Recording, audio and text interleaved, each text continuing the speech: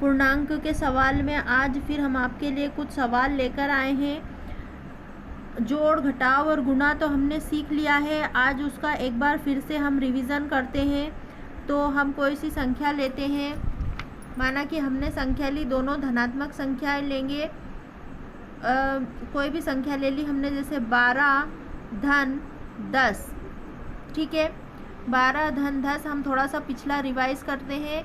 एक संख्या धन की, दूसरी संख्या भी धन की, दोनों धनात्मक संख्याएं होती हैं तो आपस में जोड़ होता है और उत्तर में भी धन का चिन्ह आता है। तो 12 और 10 क्या हो गया हमारा?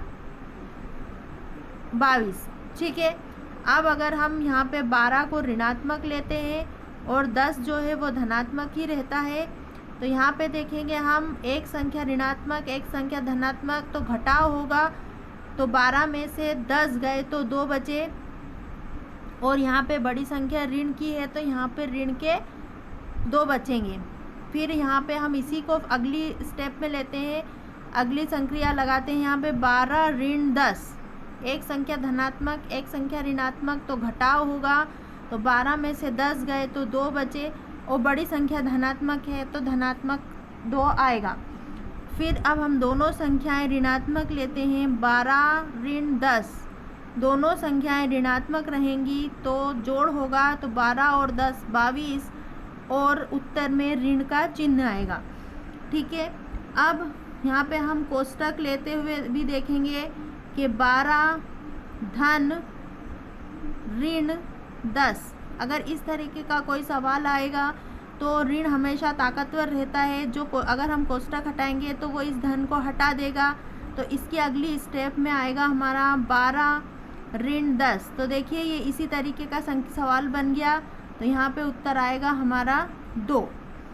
यहाँ पे आया अगर ऋण 12 ऋण 10, तो बाहर अगर ऋणात्मक है और अंदर धनात्मक है तो कोई अंतर नहीं आएगा। तो 12 ऋण 10, तो यह वाला इस तरीके का सवाल हो गया। तो यहाँ पे हो जाएगा इसका आंसर ऋण 22। ठीक है, इसी संख्या को अब हम गुणा से लेते हैं। जैसे 12 गुणित 10, दोनों संख्याएं धनात्मक है तो नॉर्मल गुणा हो जाएगा। तो 12 धम 120। ठीक है, अब एक संख्या ऋणात्मक गुणित एक संख्या धनात्मक, और दोनों के बीच में अगर गुणा होता है तो उत्तर गुणा तो नॉर्मल हो जाएगा और उत्तर में ऋणात्मक का चिन्ह आएगा। ऋण 12 गुणित ऋण 10, तो यहाँ पे भी दोनों ऋणात्मक संख्याएं आ गई तो ऋण से ऋण क्रॉस हो जाएगा और 120 आंसर आएगा। 12 गुणित ऋण 10, दोनों एक संख्या धनात्मक एक संख्या ऋणात्मक, तो नॉर्मल गुणा होगा, और एक ऋण है तो एक ऋण यहाँ पर आ जाएगा।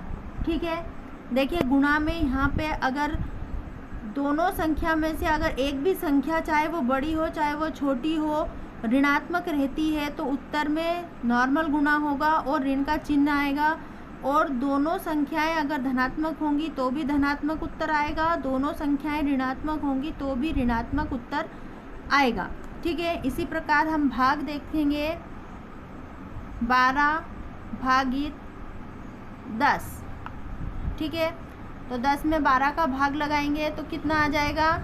1.2। ठीक है, 1.2। अब यहाँ पे आ जाएगा ऋण 12 भागित 10। तो यहाँ पे भी एक संख्या हमेशा अगर ऋणात्मक रहेगी तो उत्तर ऋणात्मक आएगा। ठीक है, 12 भागित ऋण 10 बराबर ऋण 1.2। ऋण 12 भागित ऋण 10 बराबर, यहाँ पे ऋण से ऋण कैंसिल आउट हो जाएगा तो यहाँ पे आ जाएगा 1.2। ठीक है, तो भाग गुणा और भाग हमने ये जोड़ घटाव गुणा भाग पूर्णांकों का हमने देख लिया है। इसी तरीके से हम बहुत सारे सवालों को भी हल कर सकते हैं। अगर एक सवाल हम अब 3 संख्याओं वाला लेते हैं, यहाँ पे धन और ऋण संक्रिया में 12 धन 10 धन 3। ठीक है, तो 12 और 10 22 और 3 25।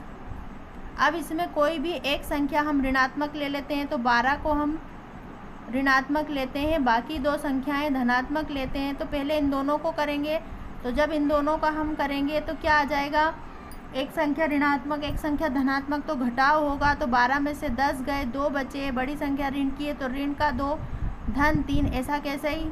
तो यहाँ पे उत्तर आएगा हमारा। फिर यहाँ पे अब इसको हल करेंगे तो ऋण एक संख्या ऋणात्मक एक संख्या धनात्मक, तो घटाव होगा। तो 3 में से 2 गया, 1 बचा, बड़ी संख्या धनात्मक तो धन का 1 बचा। तो इसी तरीके से 3 संख्याओं का भी हम सवाल कर सकते हैं। गुणा भी इसी तरीके से एक एक करके हम गुणा कर सकते हैं, भाग भी हम ऐसे एक एक करके भाग भी कर सकते हैं।